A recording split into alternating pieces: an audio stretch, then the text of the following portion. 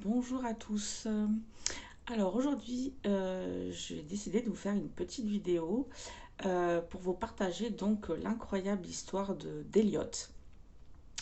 Donc pour ceux qui ne me connaissent pas, je m'occupe des chats errants de mon quartier.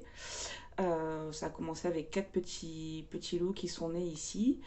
Et puis après, bien évidemment, il y en a d'autres qui sont arrivés. Donc voilà, depuis maintenant 2 ans bientôt, je m'occupe d'eux. Donc ça, c'est les miens, voilà, qui sont chez moi. Soprano là-bas que j'ai depuis tout petit et Colombo là, en pleine crise de nerfs, que j'ai récupéré il y a 1 an dehors aussi. Ça faisait 10 ans qu'il était dans la rue. Euh, voilà, maintenant il est à la maison. Donc à l'extérieur, j'en ai aussi encore une petite dizaine que je m'occupe, que je nourris tous les soirs, que j'ai fait stériliser et pucer grâce à l'école des chats qui m'a aidé financièrement. Et donc dans ma petite tribu, quelquefois j'en ai des nouveaux qui arrivent. Et donc là récemment, en début avril, le 2 il me semble, si je dis pas de bêtises, j'ai de nouvelles petites moustaches qui sont arrivées. Euh, un petit chat noir et blanc, bon, pas en très bon état, il était un peu sage, je voyais qu'il était fatigué. Euh, donc je me suis dit, voilà, ça c'est encore un chat de la rue qui est pas dehors depuis juste une semaine. Donc il s'est très vite joint à nous, voilà, très sociable, pas trop craintif pour un chat de la rue. Il venait tous les soirs, il a très très vite pris le rythme, il a très vite compris où il était.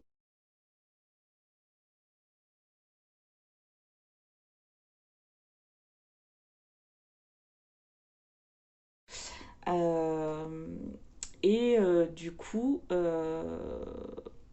un jour, j'ai vu que il était tatoué dans l'oreille, il avait un tatouage. Donc du coup, j'étais surprise parce que j'étais vraiment persuadée que c'était un chat errant depuis très longtemps. Euh, donc j'ai recherché, grâce à son tatouage, j'ai été sur l'ICAD et j'ai pu retrouver donc le nom de ses propriétaires qui sont à une toute petite dizaine de kilomètres de chez moi. Donc j'ai commencé par essayer de les joindre par téléphone. J'ai laissé 2 messages, c'était un numéro de fixe. J'ai laissé 2 messages, mais je n'avais pas de réponse. Je savais qu'Eliott était né en 2004, donc il a quand même maintenant du coup 17 ans. Donc je me suis dit depuis 2004, voilà, il se passe des choses, les personnes elles ont peut-être déménagé. Enfin voilà, j'étais vraiment pas sûre d'arriver à avoir les bons coordonnées des propriétaires. Donc j'ai laissé 2 messages, malheureusement je n'avais pas de réponse. Et comme ils n'étaient pas très loin de chez moi, je me suis dit je vais aller directement sur place et puis on verra bien. Donc j'y étais jeudi, voilà, jeudi qui vient de passer là, il y a 2 jours. J'y suis allée, j'ai sonné, il n'y avait pas de nom sur la boîte aux lettres, une dame m'a ouvert. Et voilà, j'ai dit bonjour, je cherche à contacter monsieur ou madame X. Et la dame me répond, c'est moi. Alors j'étais toute contente, je me suis dit super, les propriétaires sont toujours à la bonne adresse. Et donc là, je lui dis, est-ce que si je vous dis Elliot, ça vous dit quelque chose? Et puis elle me regarde, elle me dit oui.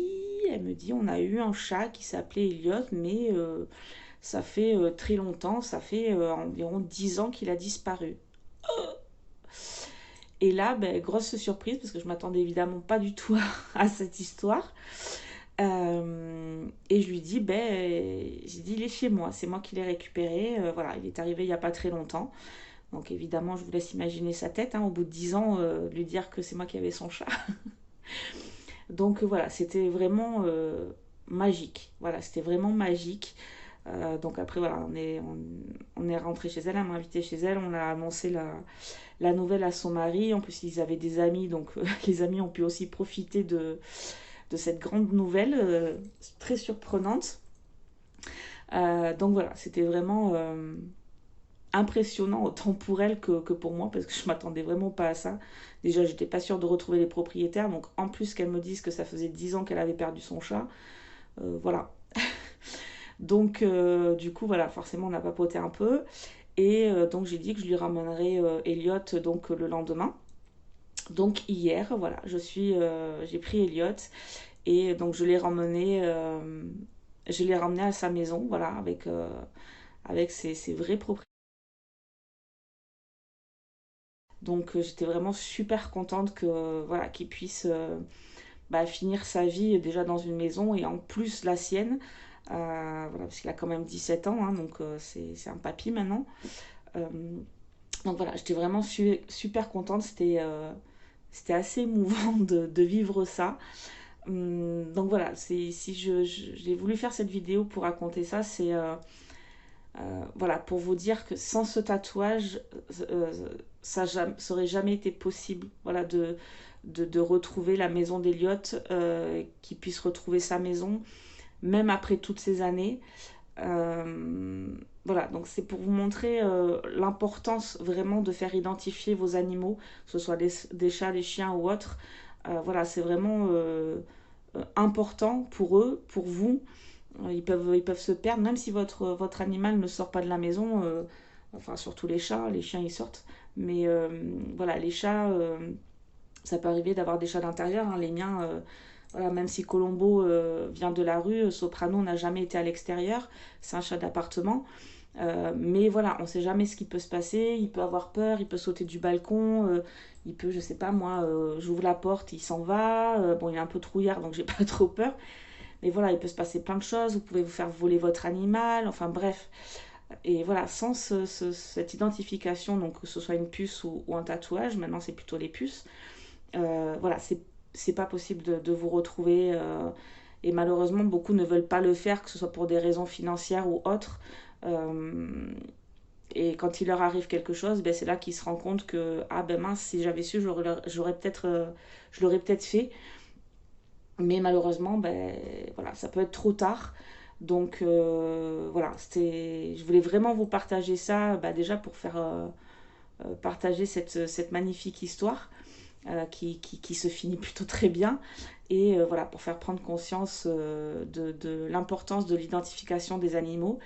Et également, bah, peut-être faire reprendre espoir aux gens qui perdent leurs animaux. Comme quoi, tout est possible, même si le temps passe et peut paraître très long. Et qu'au bout d'un moment, forcément, on perd un peu espoir. Ben voilà, même après toutes ces années, c'est encore possible.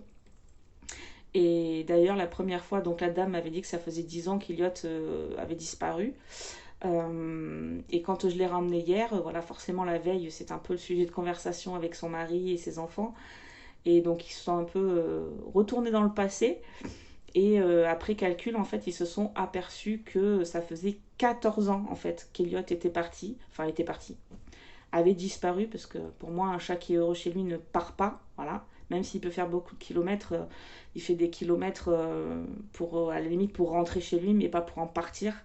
À part, voilà, s'il n'est pas bien, s'il y a de la maltraitance ou autre, mais là, ce n'était absolument pas le cas. Donc voilà, je pense que c'est quelqu'un peut-être qui a dû le prendre. Et après, bah, soit qu'il a gardé, soit qu'il a abandonné aussitôt. Enfin voilà.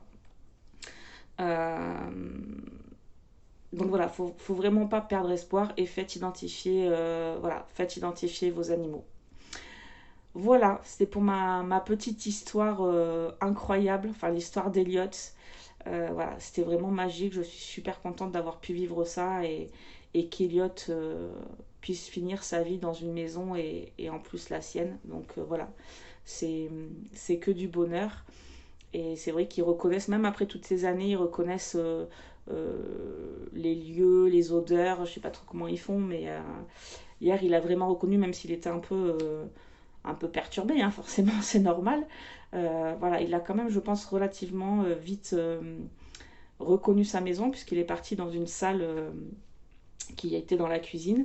Et sa maman m'a dit qu'en fait, cette petite salle, cette petite pièce, c'était en fait à l'époque là où il y avait sa litière. Donc je pense qu'il a reconnu un peu sa maison. Voilà. Voilà, voilà. Donc j'espère que ma petite histoire vous aura plu et vous aura refait prendre espoir pour ceux qui ont perdu un animal. Et puis voilà, je vais refaire aussi une petite vidéo, une espèce de petit montage souvenir pour Elliot des photos que j'ai pu prendre quand il était en bas de ma résidence. Voilà, je vous dis peut-être à bientôt.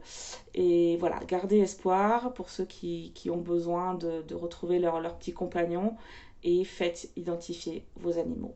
Voilà. Prenez soin de vous. Au revoir. Et coucou mon Elliot. Ah bah dis donc. Effectivement, on ne peut pas être d'accord avec eux.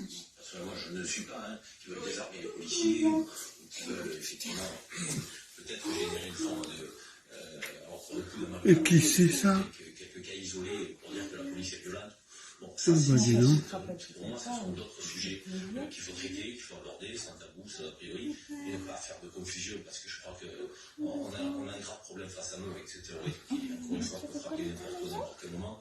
Il faut qu'on arrive à analyser, encore une fois, là, moi, Oui, mais il va y avoir des